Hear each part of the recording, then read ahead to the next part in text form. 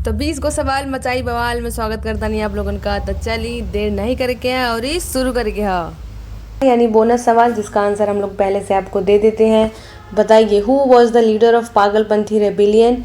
इसको याद रखना है, टीपू शाह याद रखना है। जिसने ये शब्द ही पहली बार सुना है आप लोग अभी बहुत पीछे हैं, बहुत मेहनत करने की ज़रूरत है। देखिए पागलपंथी एक अर्ध धार्मिक संप्रदाय था जिसे करम शाह ने उत्तरी बंगाल में चलाया था।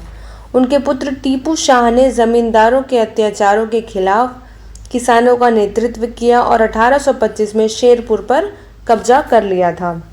ये उतना ज़रूरी नहीं है, ज़रूरी ये है कि जहाँ भी पागलपंथी रेबिलियन की बात आएगी वहाँ पर टीपू शाह का नाम याद रखा जाएगा। अगला प्रश्न, which incident led Mahatma Gandhi to withdraw non cooperation movement. ये इम्पॉर्टेंट सवाल है इसलिए इसको पहले वीडियो में भी हमने पूछा हुआ है।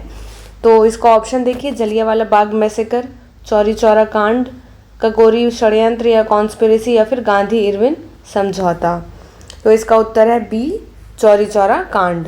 तो देखिए 4 फरवरी 1922 को चौरी चौरा में उग्र भीड़ ने एक पुलिस थाने में आग लगा दी थी जिसमें 22 पुलिसकर्मी मारे गए। ये नंबर थे। गांधी जी अहिंसा के पुजारी थे, इसलिए हिंसा की इस खबर को दुखी होकर उन्होंने तुरंत आंदोलन स्थगित कर दिया।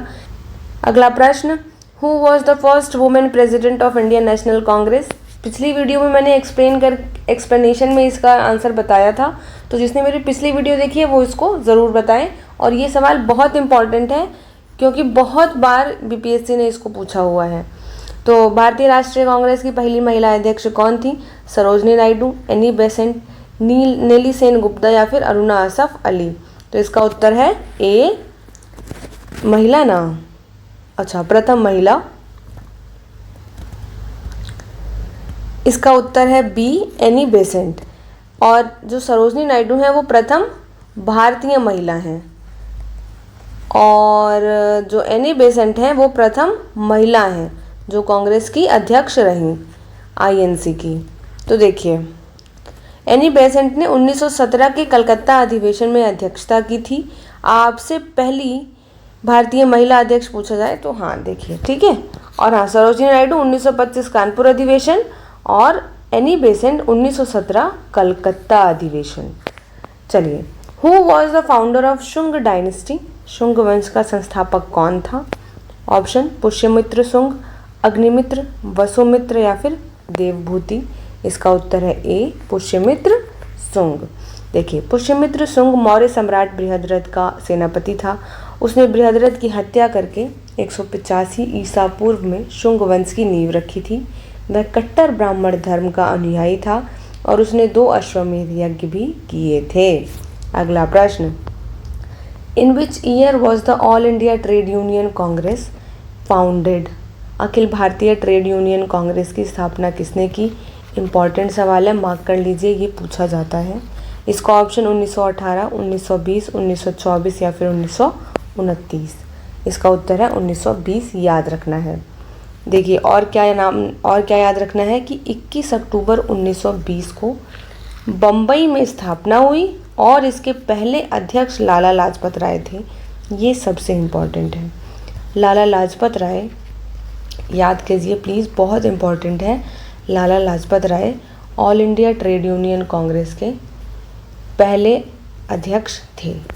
अगला प्रश्न, who was the founder of Independent Labour party.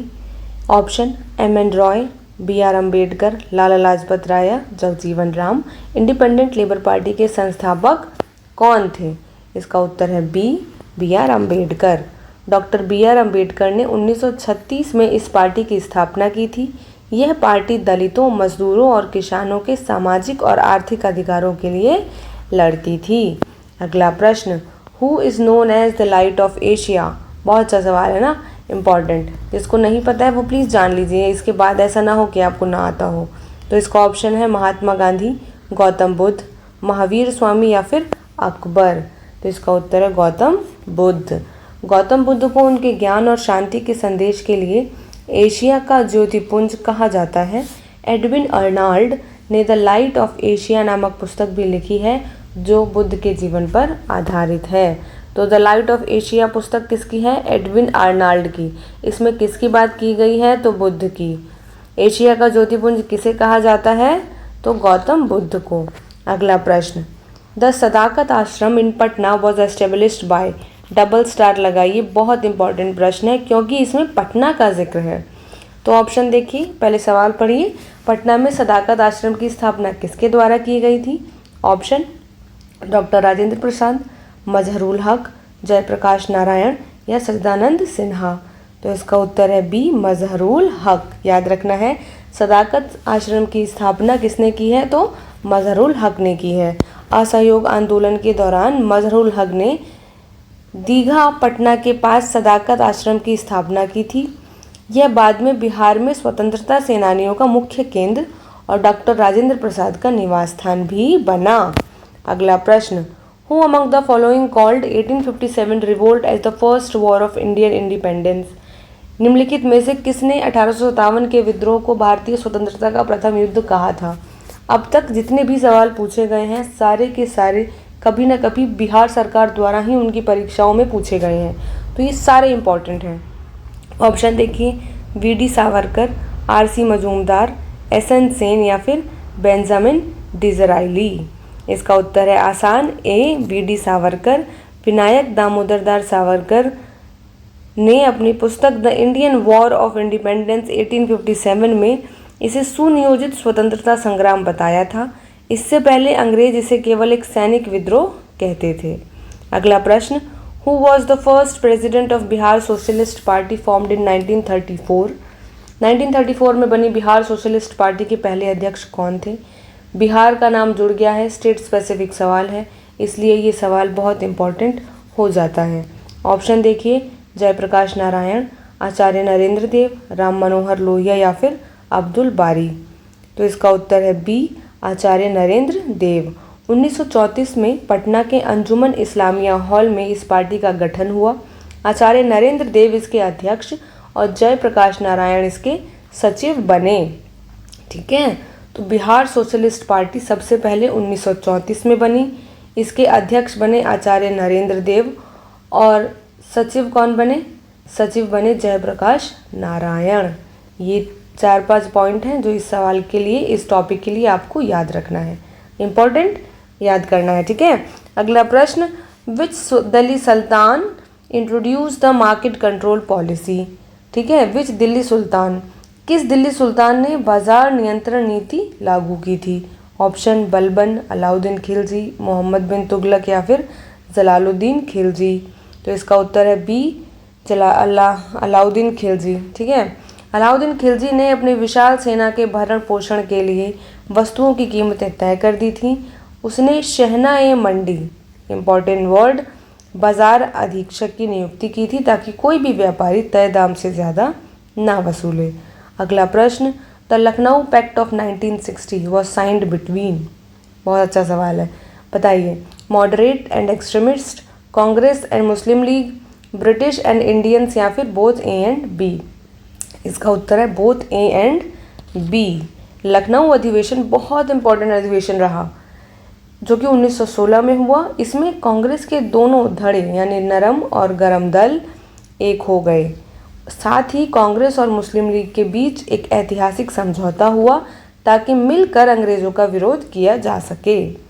अगला पॉइंट, अगला सवाल, who wrote the book poverty and un British rule in India? आसान है, जिसके लिए आसान है उसके लिए बहुत बहुत शाबाशी, बहुत बहुत बधाई, और जिसके लिए नहीं है वो आज के बाद ऐसा ना बोले कि उसके लिए ये कठिन सवाल है। तो इसका ऑप्शन देखिए, आर.सी. दत्त ने लिखी थी ये बुक, या दादा भाई नौरोजी, जी.के. गोखले या एम.जी. रानाडे? तो इसका उत्तर है बी, दादा भाई नौरोजी। बहुत फेमस बुक है, तो ये ऐसा ना हो कि ना याद हो, सबको आना चाहिए। दादा भाई नौरोजी को grand old man of India कहा जाता है। उन्होंने इस पुस्तक के माध्यम से धन की निकासी का सिद्धांत यानी ड्रेन ऑफ वेल्थ थ्योरी दिया और बताया कि कैसे अंग्रेज भारत की दौलत लूटकर इंग्लैंड ले जा रहे हैं। अगला प्रश्न, हु वॉज द फर्स्ट तीर्थंकर ऑफ जैनिज्म? ये मैंने पूछा हुआ है पहले सवालों में, तो इसका उत्तर आप दे दीजिए। ऑप्शन देखिए, ऋषभदेव, अजितनाथ, नेमिनाथ या पार्श्वनाथ। चलिए हम बता रहे हैं अब, ए ऋषभदेव। ऋषभदेव आदिनाथ जैन धर्म के पहले तीर्थंकर थे। उनका उल्लेख ऋग्वेद में भी मिलता है। 23वें तीर्थंकर थे पार्श्वनाथ और 24वें थे महावीर। याद कर लेना है, ठीक है। पहले 23वें और आखिरी 24वें, ये 3 इम्पॉर्टेंट हैं। तो ये तीनों याद करने, सारे नहीं याद करने होते 24 के 24। देखिए अगला प्रश्न, who was the governor general during partition of Bengal. बताइए बंगाल विभाजन के समय गवर्नर जनरल कौन था। इसका ऑप्शन देखिए, Lord Ripon, Lord Curzon, Lord Minto या फिर लॉर्ड हार्डिंग। इसका उत्तर है B, Lord Curzon. Lord Curzon ने 1905 में फूट डालो और राज करो की नीति के तहत बंगाल का विभाजन किया था। इसके विरोध में देश भर में स्वदेशी आंदोलन शुरू हुआ और अंततः 1911 में इस विभाजन को रद्द करना पड़ा। अगला प्रश्न, which act is known as the black act. किस अधिनियम को काला कानून कहा जाता है। ऑप्शन देखिए, Rowlatt act, Pitt's India act, Indian council act या फिर इल्बर्ट बिल। तो इसका उत्तर है ए, रॉलेट एक्ट को काला कानून या फिर ब्लैक एक्ट भी कहा जाता है। ये देखिए 1919 में पारित इस कानून के तहत सरकार किसी भी व्यक्ति को बिना मुकदमा चलाए जेल में डाल सकती थी। इसे बिना वकील, बिना अपील, बिना दलील का कानून कहा गया। इसके विरोध में ही जलियांवाला बाग में भी सभा हुई थी। ठीक, अगला प्रश्न, who was the leader of Kherwar movement in Bihar. ये वाला सवाल ऐसा है जो सबको नहीं आएगा, जिन्होंने वीडियो देखी है मेरी उनको आएगा। और अगर ये सवाल पूछा जाता है तो अब 1 नंबर से और बाकी के बच्चों से अपने कंपटीशन से आगे निकल जाएंगे। तो बिहार में खेरवार आंदोलन के नेता कौन थे। इसका ऑप्शन देखिए, भागीरथ मांझी, सिद्धू कान्हू, बिरसा मुंडा या फिर तिलका मांझी। इसका उत्तर है ए, भागीरथ मांझी। 1874 में संथाल परगना के क्षेत्र में भागीरथ मांझी ने इस आंदोलन का नेतृत्व किया था। यह एक सामाजिक और धार्मिक सुधार आंदोलन था जिसमें प्राचीन जनजातीय मूल्यों को बहाल करने पर जोर दिया गया था। ठीक है, अगला प्रश्न, who was the president of 1931 Karachi session. 1931 का 1931 के कराची अधिवेशन के अध्यक्ष कौन थे। तो 1931 का कराची अधिवेशन इम्पॉर्टेंट है, इसलिए इस पे सवाल बनते हैं। तो देखिए ऑप्शन क्या है, सरदार पटेल, जवाहरलाल नेहरू, महात्मा गांधी या फिर सुभाष चंद्र बोस। इसका उत्तर है ए, सरदार पटेल। इस अधिवेशन में पहली बार मौलिक अधिकारों यानी फंडामेंटल राइट्स और आर्थिक नीति से संबंधित प्रस्ताव पारित किए गए थे। यह गांधी इरविन समझौते की पुष्टि के लिए भी महत्वपूर्ण था। ठीक है, इसलिए 1931 का कराची सेशन, कराची अधिवेशन इम्पॉर्टेंट है, याद रखना है। क्यों इम्पॉर्टेंट है, क्योंकि इसमें पहला फंडामेंटल राइट्स पहली बार रखा गया था और दूसरा इसमें आर्थिक नीति से संबंधित, इकोनॉमिक नीति से संबंधित प्रस्ताव पारित किए गए थे। अगला प्रश्न, who among the following funded Ramakrishna Mission. निम्नलिखित में से किसने रामकृष्ण मिशन की स्थापना की थी। ऑप्शन, स्वामी दयानंद सरस्वती, स्वामी विवेकानंद, रामकृष्ण परमहंस या राजा राममोहन रॉय। तो इसका उत्तर है बी, स्वामी विवेकानंद। देखिए स्वामी विवेकानंद ने 1897 में अपने गुरु रामकृष्ण परमहंस की याद में बेलूर बंगाल में इस मिशन की स्थापना की थी। इसका मुख्य उद्देश्य समाज सेवा और वेदांत का प्रचार करना था। अगला प्रश्न, who was the leader of 1857 revolt in Lucknow. Lucknow में 1857 के विद्रोह का नेतृत्व किसने किया। बहुत इंपॉर्टेंट, याद रखना है। बेगम हजरत महल ने, खान बहादुर खान, कुंवर सिंह या रानी लक्ष्मीबाई। तो इसका उत्तर है ए, बेगम हजरत महल। देख लीजिए इसको, नवाब वाजिद अली शाह की पत्नी बेगम हजरत महल ने अपने अल्पवयस्क पुत्र बिरजिस कादिर को नवाब घोषित कर अंग्रेजों के खिलाफ विद्रोह का नेतृत्व किया था। उन्हें महक परी के नाम से भी जाना जाता था। चलिए, मुझे लगता है इसका उत्तर सबको पता होगा, पर ये किसको किसको पता था कि उन्हें महक परी के नाम से भी जाना जाता था। तो यही के साथ पढ़त जाएं, लड़त जाएं और बढ़त जाएं। जय बिहार।